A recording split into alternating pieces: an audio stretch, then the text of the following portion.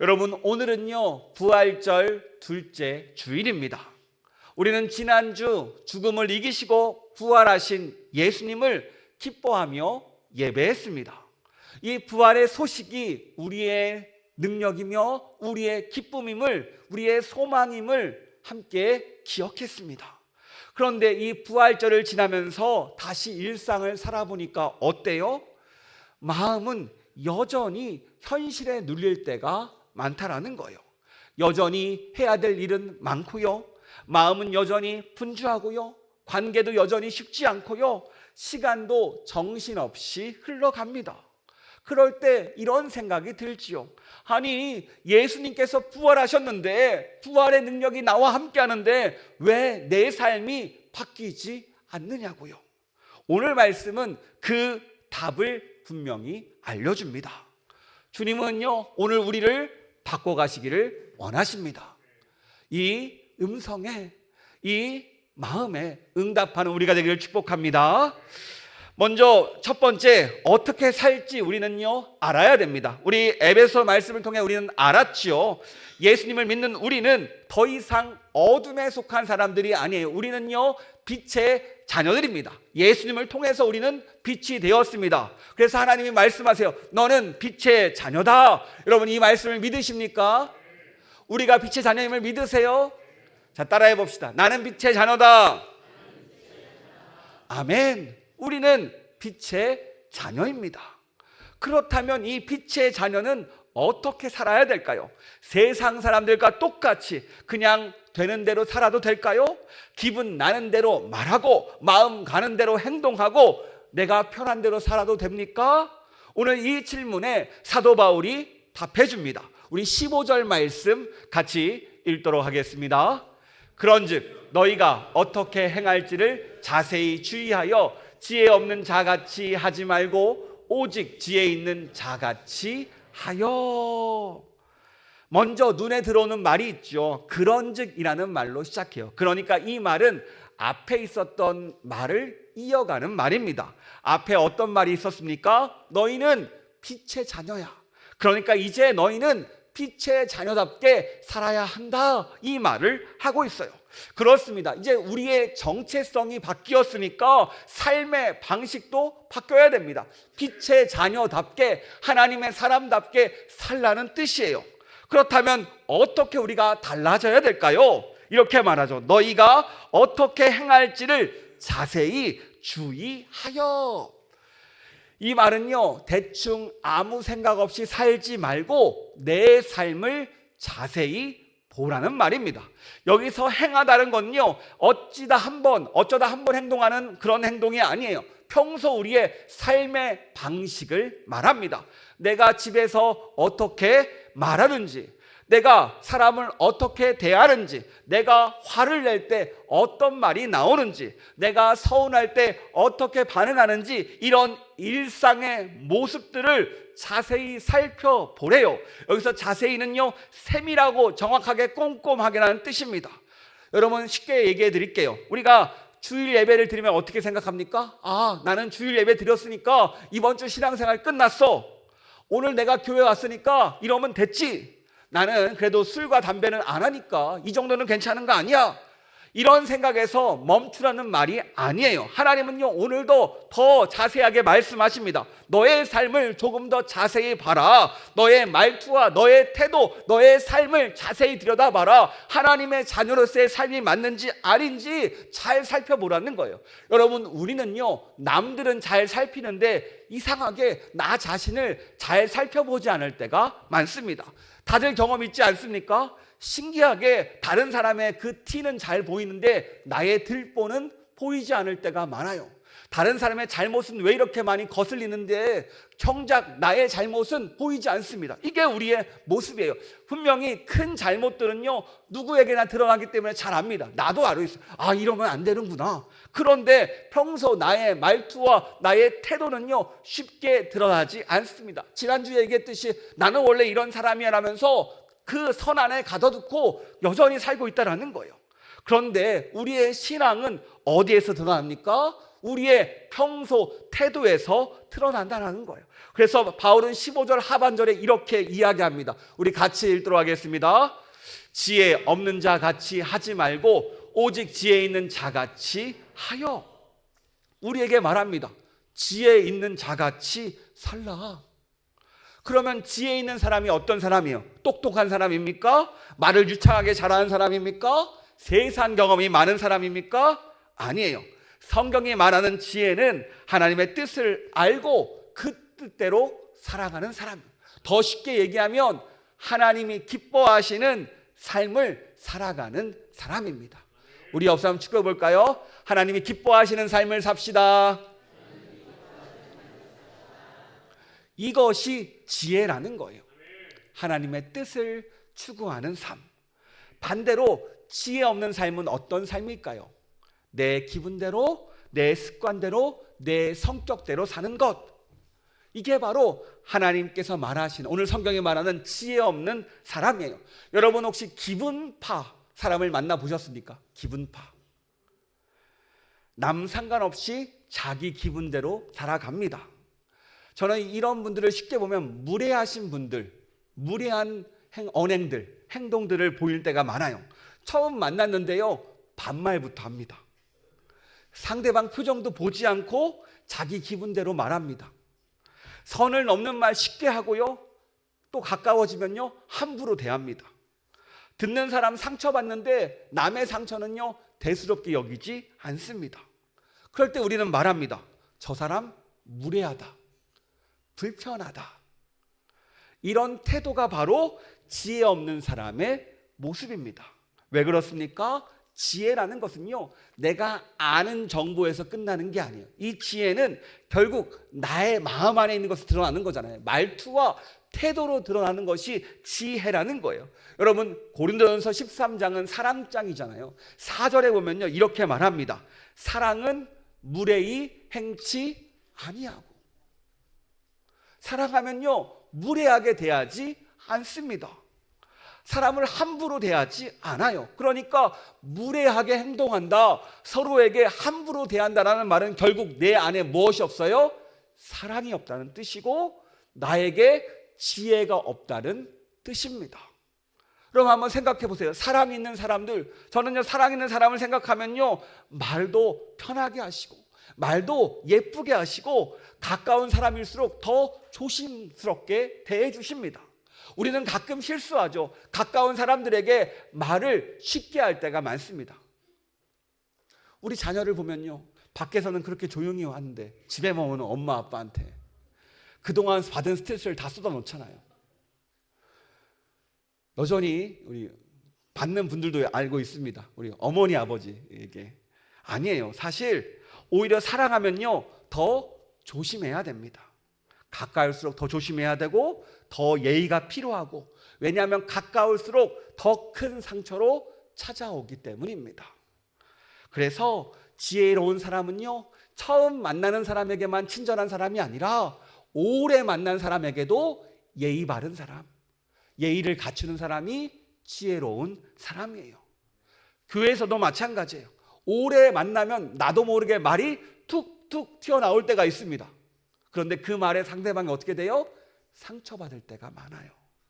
여러분 지혜로운 사람이 됩시다. 무례하는 것이 아니라 서로를 섬겨드립시다. 존중합시다. 그럴 때 우리가 지혜로운 사람으로 세워집니다. 그래서 오늘 말씀 말해요. 너의 삶을 자세히 살펴봐라. 예배 드리는 모습만 보지 말고 평소 말하는 방식을 봐봐. 기도하는 시간만 보지 말고 화낼 때 너의 모습을 봐봐. 은혜 받는 것으로 끝내지 말고 사람을 대하는 태도를 보라고 우리에게 이야기하고 있습니다. 왜냐하면 진짜 신앙은요 이 교회에서 나타나는 것이 아니라 삶의 자리에서 내 신앙이 드러나요. 제가 어느 분이 이렇게 이야기를 적었더라고요. 이번에 신촌에서 이제 그 사업을 하시는데 이제 사업도 잘 되지 않고 기간이 되지 않아서 이제 그 사업체를 빼기로 했습니다. 그런데 그 건물주가 불교 신자래요. 불교 신자인데 그분이 나가면서 이렇게 이야기했대요. 이번 참 세입자는 참 착한 세입자라고. 그러면서 이 다음에 오시는 분은 정말 좋을 거라고, 너무 깨끗하게 쓰셨고 너무 잘 쓰셨다고, 그렇게 다음 집을 사업체를 보러 온 사람에게 소개를 하더래요. 그 정도로 서로에게 존중받더라고요. 여러분, 우리가 어떻게 살아가느냐, 어떤 태도로 살아가느냐에 따라서 우리의 신앙이 드러납니다. 신앙은 현실에서 드러나는 거예요. 교회에서만 거룩한 척 하는 것이 아니라 삶에서 똑같아야 됩니다. 이게 우리의 신앙 생활이에요. 그래서 오늘 말씀 묻습니다. 당신은 지혜로운 사람입니까? 아니면 성격대로 사는 사람입니까? 스스로에게 질문해 보세요. 나는 어떤 사람입니까? 나는 가까운 사람에게 더 따뜻하게 대합니까? 아니면 함부로 대합니까? 오늘 말씀은요, 잘 묵상해 보면 우리에게 지혜가 없다고 말하지 않아요. 지혜 있는 자가 돼요. 지혜는 있어요. 그런데 우리가 지혜는 있는데, 다 알고 있는데 행동하지 않을 뿐입니다. 여러분, 병원에 가면 저 항상 듣는 말이 있어요. 운동하세요. 살 빼셔야 됩니다. 거기서 10kg만 빠지면 다 해결될 것 같습니다. 너무 잘 알고 있어요. 그런데 안 빠져요. 제가 지혜가 없어요. 아는 것이 문제가 아니라 행하지 않는 게 문제라는 거예요. 알면서 미룹니다. 다이어트는 언제 시작합니까? 내일 하는 거죠. 알면서 미루는 거예요. 내 기분에, 내 자존심 때문에 자꾸 뒤로 밀려요. 그런데 오늘 말씀은 말합니다. 너는 하나님의 자녀야. 이제 말씀에 순종해 보자. 항상 말씀은요, 우리를 초대합니다. 우리가 그동안 못했던 것을 정죄하는 것이 아니라 이제 다시 해보자. 격려하고 위로합니다. 여러분, 이 말씀의 초대, 빛의 자녀의 초대에 응답하는 우리가 되기를 축복합니다. 두 번째, 우리는 무엇에 시간을 쓸지 분명히 해야 됩니다. 여러분, 삶을 자세히 살피는 사람은요, 결국 시간도 다르게 씁니다. 왜냐하면 내가 중요하게 여기는 것에 나의 모든 시간을 투자하기 때문입니다. 마찬가지 아닙니까? 여러분, 한 주간의 삶 어디에 가장 많은 시간을 쏟습니까? 내가 중요하게 여기는 것, 그것이 이 시간 가운데 드러난다는 거예요. 그래서 16절과 17절에 이렇게 말합니다. 우리 같이 읽도록 하겠습니다. 시작.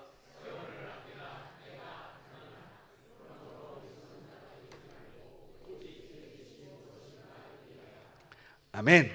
세월을 아끼래요. 이것은 원어로 엑사고라조입니다.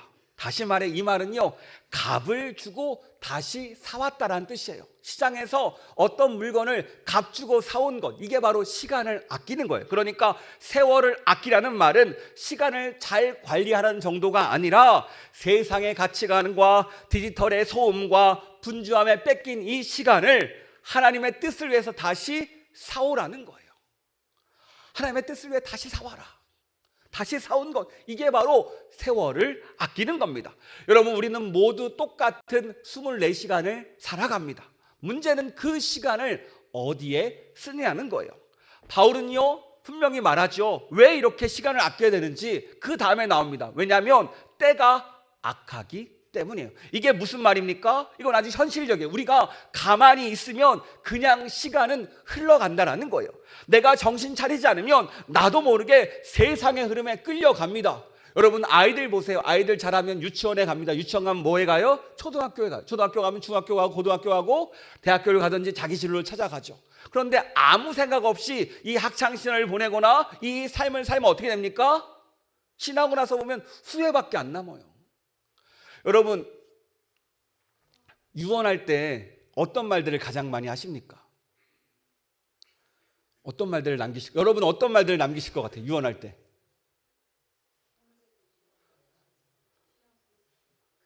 예, 그 말을 지금 살면 됩니다. 여러분, 왜 그때 가서 그 말 하려고 해요? 예, 지금 그 말이 떠오르. 우리는 끊임없이 어떤 말을 남길지 살펴봐야 돼요. 왜요? 때가 악하니까. 왜 그때 가서 그 말을 하려고 합니까? 지금 하면은 그때 다른 말 할 수 있잖아요. 잘했다. 얼마나 좋은 말을 많이 남길 수 있습니까? 사랑한다. 너무 행복했다. 너무 좋았다. 이런 말 남겨야죠. 여러분, 우리가 이 시간이라는 것을 그냥 흘려보내다 보면 나도 모르게 끌려간다는 거예요. 그런데 오늘 말씀에 끌려다니지 말라는 거예요. 너의 시간을 찾아와야 돼. 너의 시간을 찾아와야 돼. 하나님의 뜻 가운데 찾아와야 돼. 여러분, 오늘 내가 기도하기로 했어요. 그런데 핸드폰을 보다가 기도 시간을 깜빡했어요. 경험 있으시지 않습니까? 영상 보다가 늦었다. 어떻습니까? 나도 모르게 세상에 끌려갈 때가 많다는 거죠. 이 세상이라는 것은요, 우리를 가만두지 않아요. 계속해서 도파민을 분비하게 만들어서 무엇인가 계속 시간을 빼앗고 우리의 시선을 빼앗고 우리의 마음을 빼앗아갑니다. 그런데 오늘 말씀 이야기가 세월을 아껴라. 찾아와야 된다. 그 시간을 찾아와야 된다. 그 시간을 너의 것으로 만들어야 된다. 그런데 이것을 어떻게 가능해요? 끊임없이 의식적으로 살라는 거예요. 내가 왜 이 말을 하는지 알아야 됩니다. 내가 왜 이 돈을 쓰는지 알아야 되고, 내가 왜 이 영상을 보는지 알아야 되고요, 내가 왜 바쁘게 살아야 되는지 그 이유를 알아야 됩니다. 나도 모르게 끌려가는 것이 아니라 내가 이것을 왜 해야 되는지 알라는 거예요. 그런데 더 중요한 것은요, 세월을 아끼는 것은 17절에 이렇게 이야기합니다. 같이 읽도록 하겠습니다. 그러므로 어리석은 자가 되지 말고 오직 주의 뜻이 무엇인가 이해하라. 그래요. 그냥 어리석다는 거, 머리 나쁘다는 게 아닙니다. 하나님의 뜻을 생각하지 않고 그냥 세월과 시간에 맡겨 사는 이 삶을 살지 말라는 거예요. 분별하라고 애쓰고 어떻게 살면 하나님을 드러낼까, 어떻게 하면 하나님을 기쁘게 할까, 이것을 기억하라는 거예요. 이해하라는 것은요, 끊임없이 분별하라는 뜻입니다. 쉽게 말하면 오늘 아침에 일어나면 기도하는 거예요. 하나님, 오늘 가장 중요한 일이 무엇입니까? 오늘 바쁜데요, 어떤 일을 놓지 말아야 됩니까? 이 기도로 하루를 시작해 보세요.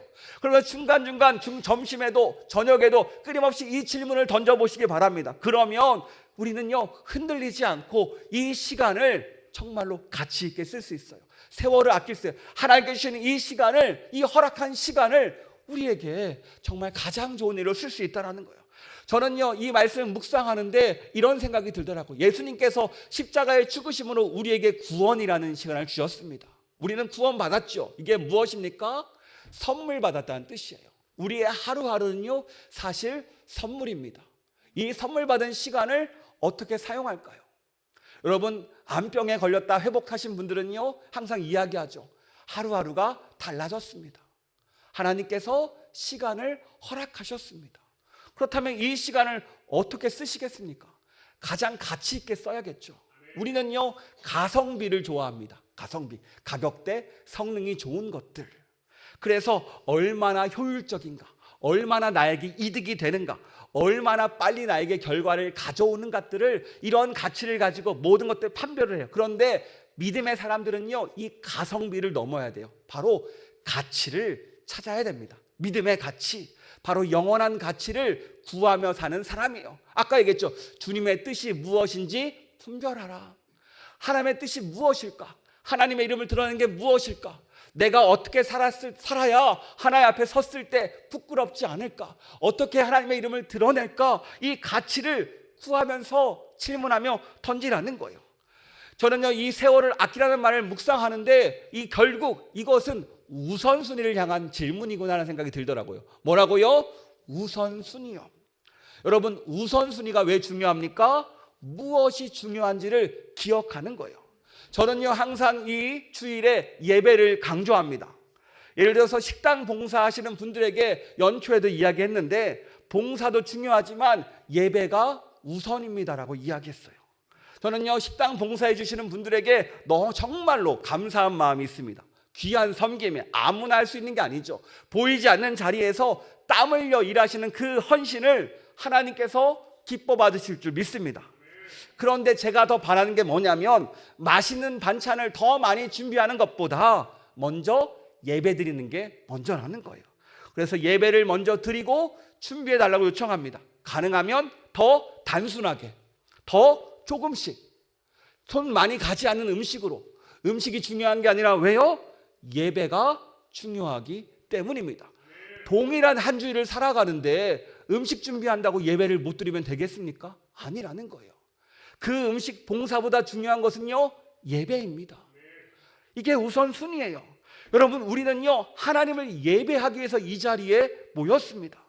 우리가 그동안 신앙생활하면서 나도 모르게 봉사주의로, 봉사 우선으로 갈 때가 많아요. 여러분, 신앙생활을 한번 쭉 살펴보세요. 우리가 나도 모르게 봉사 위주로 흘러갈 때가 많습니다. 그래요. 봉사 정말로 하나님이 기뻐하시죠. 하나님께서 정말로 우리를 축복해 주실 겁니다. 정말 우리 인정해 줄 거예요. 그런데 그걸 문제입니까? 봉사만 하다 보면 지친다는 거예요. 신앙생활에서 우선순위는 가장 먼저 예배입니다. 하나님과 함께하는 시간, 앞에 서는 시간이 중요하고요, 하나님의 말씀을 듣고 하나님을 바라보고 하나님과 교제하는 시간이 가장 많아야 돼요. 이 시간이 가장 많아야 돼요. 그러니까 신앙생활에서 가장 큰 부분이 이 부분이고, 이렇게 예배 안에서 은혜를 받고 그 다음에 성도들 간의 교제를 한 다음에 그 다음에 뭡니까? 봉사라는 거예요.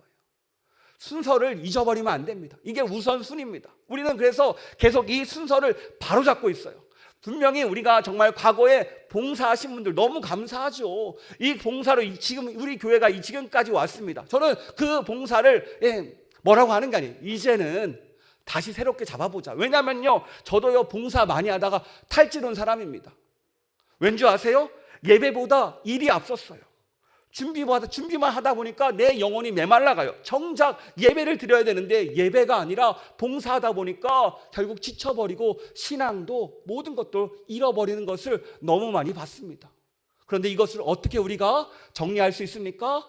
다만 예배만 앞서면, 다시 한번 이 순서를 정리하면 우리는 다시 이 안에서 기쁘게 하나님을 예배하며 서로 교제하며 봉사할 수 있다는 거예요. 저는 이것이 바로 기초라는 겁니다. 우리는 이 기초를 쌓아가는 거예요. 다른 게 아니라 이러한 신앙의 기초들을 다시 쌓아갈 때 우리 교회가 아름답게 세워질 줄 믿습니다.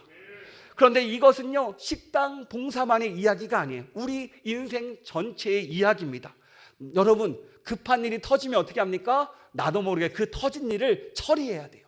그래서 중요한 일이 있어도 그 중요한 일을 뒤로 미룰 때가 많아요. 그런데 오늘 사도 바울은 말합니다. 17절 하반절, 오직 주의 뜻이 무엇인가 이해하라. 때로 급한 일이 있을 수 있어요. 때론 예상치 못한 일이 발생할 수 있어요. 하지만 그럼에도 불구하고 중요한 일을 놓지 말라는 거예요. 여러분, 오늘 나에게 가장 중요한 일이 무엇입니까?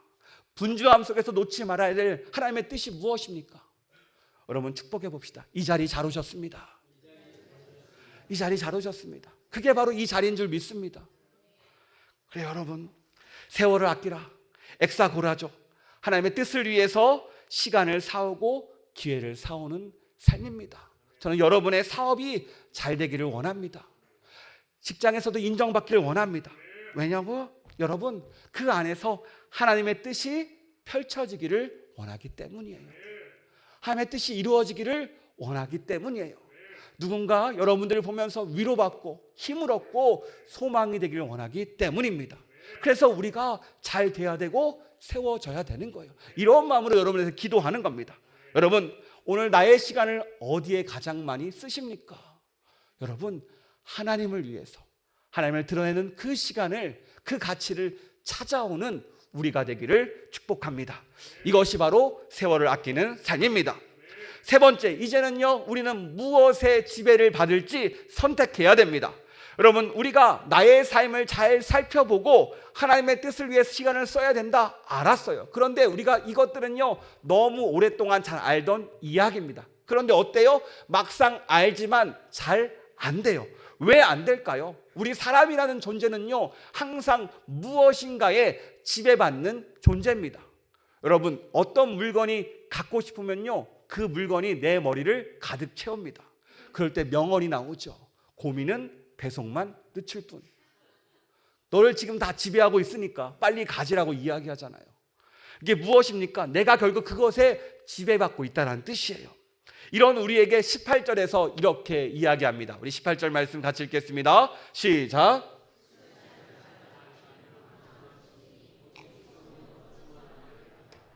아멘. 사도 바울은 여기서 두 가지를 대비하죠. 바로 술 취함과 성령 충만입니다. 여기서 핵심은 술이 아니에요. 바로 무엇의 지배를 받느냐. 여러분, 술 취한 사람을 한번 떠올려 보시기 바랍니다. 술을 마시면 점점점 이성이 사라집니다. 행동이 달라집니다. 말이 달라지고요, 모습도 달라집니다. 왜 그렇게 됩니까? 술의 지배를 받기 때문이에요. 술이 나를 지배하니까 나도 나를 절제할 수 없고 자제할 수 없으니까 문제를 일으킵니다. 사도 바울은 이와 비교하게 성령을 비교해요. 너는 오직 성령으로 충만함을 받아야 된다. 여러분, 성령 충만함은요, 단순히 감정적으로 뜨거워져라 일시적인 분위기를 느끼라는 말이 아닙니다. 바로 성령님의 다스림을 받아라 라는 뜻이에요. 따라해 볼까요? 성령님의 다스림을 받아라. 이게 무엇입니까? 내 생각이 성령님의 다스림 속에 있고, 내 감정도 성령님의 다스림 속에 있고, 내 말과 내 행동이 마치 술 밑에서 내가 먼저 내 본문 나오지 않게 나의 그 모습이 나오는 것처럼 성령님 안에서 그러한 사랑의 모습들이 나오게 하라는 거예요. 신기한 것은요, 우리가 삶을 살아가는 그 모습을 보면요, 내가 어디에 지배받고 있는지 알 수 있습니다. 여러분 아시죠? 화내면 안 되는 거 아시죠? 부부가 항상 함께 자주 싸웁니다. 그런데 그 싸움 지점이 항상 있어요. 그런데 왜 싸우는지 알면서도 또 싸웁니다. 그게 조절이 안 되니까요. 조급해하면 안 되는 것도 압니다. 근데 조급해져요. 불안해하면 안 되는 것도 알아요. 이거 괜찮은데 하면서 나 혼자 불안해지잖아요. 시간도 낭비하면 안 되는 거 아는데 어떻게 우리는 나도 모르게 이렇게 살아갑니다. 왜 그렇습니까? 그 순간에 다른 것이 나를 지배하기 때문이에요. 나도 모르게 분노가 나를 지배하고, 나도 모르게 두려움이 나를 지배하고, 불안함이, 때로는 비교의 마음이, 때로는 상처가 나를 지배하니까 머리로는 하나님의 뜻을 아는데 내 몸이요 그렇게 안 움직여집니다. 그래서 사도 바울은 말해요. 모든 것을 너의 힘으로 할 수 없어. 그러니까 오직 성령으로 충만함을 받아라. 예수님께서 부활하신 후 제자들에게 뭐라고 말했습니까? 성령을 받으라. 성령의 충만함을 받으려, 성령의 다스림을 받아야 됩니다. 그런데 우리의 힘으로 안 돼요. 매일 흔들리고요, 매일 환경에 영향을 받고요, 나도 모르게 감정에 끌려갑니다. 그래서 우리는요, 주일 예배 한 번으로 끝내면 안 됩니다. 말씀 한 번 듣는 것으로 끝내도 안 되고요, 한 번 은혜 받는 것으로 끝내도 안 돼요. 매일 날마다 성령의 다스림을 구해야 됩니다. 아침, 점심, 저녁 매 시간마다 성령님 도와주세요, 함께 해주세요, 말씀 앞에 나가야 되고요, 하나님께 마음을 열고 도움을 구해야 됩니다. 여러분, 왜 제가 성경을 읽자고 합니까? 왜 예배를 소중하게 여기자고 합니까? 말씀을 듣고 질문에 답하고 결단하고자 합니까? 다른 게 아니에요. 말씀 가운데, 이 성경 가운데 하나님을 만나기 때문입니다. 성령님은요, 말씀 가운데 역사하세요. 말씀을 읽는 순간 나도 모르게 그 말씀이 믿어지고요, 그 말씀이 내 삶 가운데 이루어집니다. 이게 바로 성령의 역사예요. 여러분, 오늘도 성령님은요, 우리 삶을 다스리기를 원하십니다. 우리가 맡겨드릴 때 우리의 삶도 변합니다. 여러분, 이 놀라운 은혜를 경험하는 우리가 되길 축복합니다. 그렇다면 성령의 다스림을 받으면 어떤 모습이 나타날까요? 우리 19절 말씀 같이 읽도록 하겠습니다. 시와 찬송과 신령한 노래들로 서로 화답하며 너희의 마음으로 주께 노래하며 찬송하며. 여러분, 나도 모르게 찬양이 절로 나온 적 있죠? 성령이 충만하면요, 나도 모르게 찬양이 나옵니다. 성가대분들은 일주일 내내 나오시죠? 다음 주 곡 벌써 이제 나올 거 준비가 됐죠? 예. 성령이 충만하시니까. 예. 마찬가지로 두 번째로요, 감사가 살아납니다. 우리 20절 말씀 같이 읽도록 하겠습니다. 범사에 우리 주 예수 그리스도의 이름으로 항상 아버지 하나님께 감사하며. 여러분, 이 감사라는 것은요, 상황이 좋아져야 나오는 게 아니죠. 하나님이 나와 함께 하시니까, 선하신 하나님이 나를 인도하실 줄 믿으니까 감사가 저절로 나옵니다. 세 번째, 관계도 달라집니다. 우리 21절 말씀 같이 읽겠습니다. 그리스도를 경외함으로 피차 복종하라. 복종한대요. 서로의 주장만 내세우지 않습니다. 그리스도를 경외하는 마음으로 다른 사람을 존중하게 됩니다. 그러니까 이 성령 충만이라는 것은요, 가정에서 보이고 직장에서 보이고 나의 행동과 나의 말투와 관계에서 보인다라는 거예요. 교회에서도 보이지만 오히려 나의 삶의 자리에서 나오는 것이 이 모습들이라는 겁니다. 분명한 것은요, 아무리 성령 충만한 사람이라도 완벽하지 않습니다. 분명히 감정이 올라올 때 있어요. 그럴 때 우리는요, 그때 성령님의 도움을 구하라는 거예요. 성령님, 나를 다스려 주세요. 그럴 때 내 감정을 가라앉히시면서 그 사건을, 이 문제를 이성적으로 보게 만드십니다. 때로는 화가 올라올 때가 있어요. 그때 성령님 도와주세요, 나를 다스려 주세요 말하면 화를 부여잡고 한 템포 쉬고 갈 수 있게 만들어 주세요. 불안이 찾아올 때 성령님 나를 다스려 주세요라고 고백하면 불안한 마음이 풀리면서 그래, 성령님이 나와 함께 하시잖아는 위로가 찾아옵니다. 여러분, 성령님 우리를 다스리십니다. 오늘 말씀 우리에게 질문합니다. 우리가 무엇에 취해 있습니까? 오직 성령의 다스림, 성령에 취하는 우리가 되기를 축복합니다. 그러기 위해서는요, 도움을 구해야 돼요. 왜요? 내 힘으로 안 되기 때문입니다. 이번 한 주 끊임없이 성령님의 도움을 구하는 우리가 되기를 축복합니다. 그럴 때 우리의 삶 가운데 놀라운 애가 역사할 줄 믿습니다. 오늘 말씀을 정리합니다. 하나님 빛의 자녀는요, 아무렇게나 세상에 끌려다니지 않습니다. 내 삶을 자세히 살펴볼 줄 알아요. 내가 가진 그 티들을, 그 잘못을 살펴볼 줄 압니다. 두 번째, 빛의 자녀는요, 시간을 아무렇게나 쓰지 않습니다. 세월을 아껴요. 내가 잃어버린 그 시간을 찾아올 줄 압니다. 그리고 세 번째, 내 힘으로만 되지 않는 것을 알기 때문에 성령의 다스림을 구합니다. 여러분, 이번 한 주 성령의 다스림을 구하는 한 주 되기를 원합니다. 그럴 때 우리 안에서 정말로 하나님이 기뻐하시는 삶이 살아내지고 우리를 바꾸시고 변화하시는 그 놀라운 능력을 경험하게 될 줄 믿습니다.